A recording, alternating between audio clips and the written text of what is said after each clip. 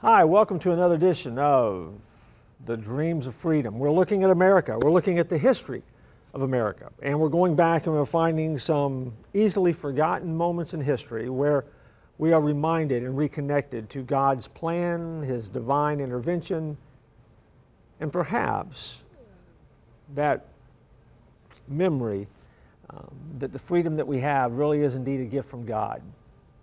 Not only is it worth dreaming about, but it's worth working for and worth chasing.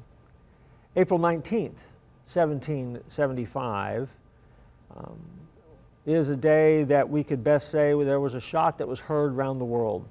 See, the opening shots of the American Revolution were aimed at a preacher and his congregation, who, bolstered by Scripture, were ready for the moment.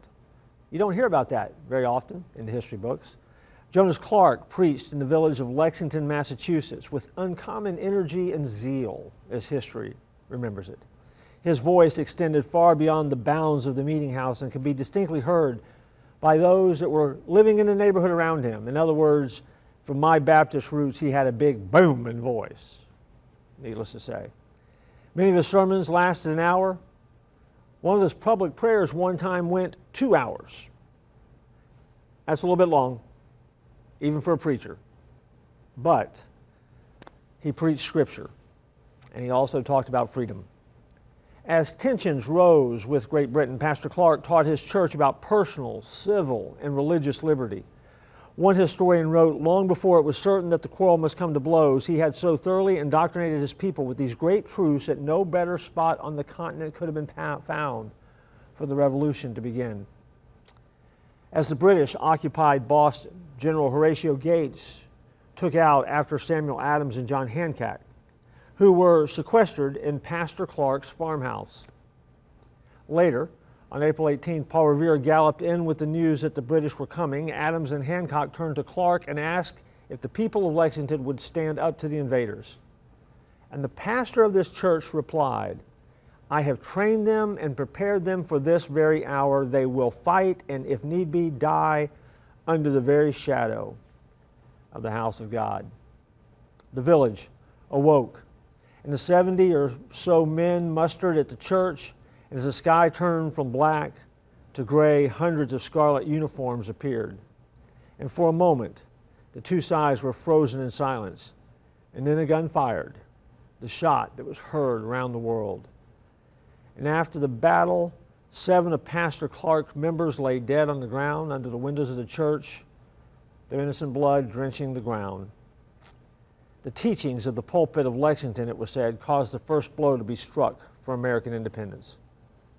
A year later, on the first anniversary of the Battle of Lexington, Clark preached a sermon from Joel chapter 3, verses 19 to 21, a passage in which the prophet condemned the nations of Egypt and Edom because they had attacked Judah and shed innocent blood. To Clark, the attack of the British Army was very similar and had been against innocent farmers and church members who wanted nothing more than to live a life of peace and to enjoy freedom, to dream of freedom, and live with liberty. The American colonies faced the same kind of hostile treatment that Joel had written about. But the same God who helped Judah also seemed to be rallying to help America. And Clark went on that particular Sunday to reassure his people that God was still in control. In a very eloquent language, and I quote his sermon, he said, inspired with this divine principle, we shall contemplate with grateful wonder and delight the goodness of God and the prosperous events, and devoutly acknowledge and adore His sovereign hand in the days of darkness and perplexity when these great difficulties press in. Yea, however, dark and mysterious the ways of His providence may appear, nothing shall overwhelm the mind or destroy the truth and hope of all those who realize the government of heaven, that an all-wise God is seated on the throne, and all things are well appointed for His chosen people and for those that fear Him. It's pretty eloquent language. It's a little bit wordy. See, we live in a day and age of sound bites and tweets. But somehow, in that expanded old language, there is this idea, this thinking, this thoughtfulness that simply says, if we will look to God, seated in heaven, and trust Him for guidance, then the things that will unfold around us will be in line with His will and His plan and His dream for our life. And so there you have it, April 19th, 1775. The shot heard round the world, and now you have the rest of the story. How that shot was fired at a preacher in his congregation who he had prepared to battle for the cause and dream of freedom. Who knew? It's the stuff you don't always hear in history books. Let me encourage you to keep that dream of freedom alive in your life. Keep your focus on the Father.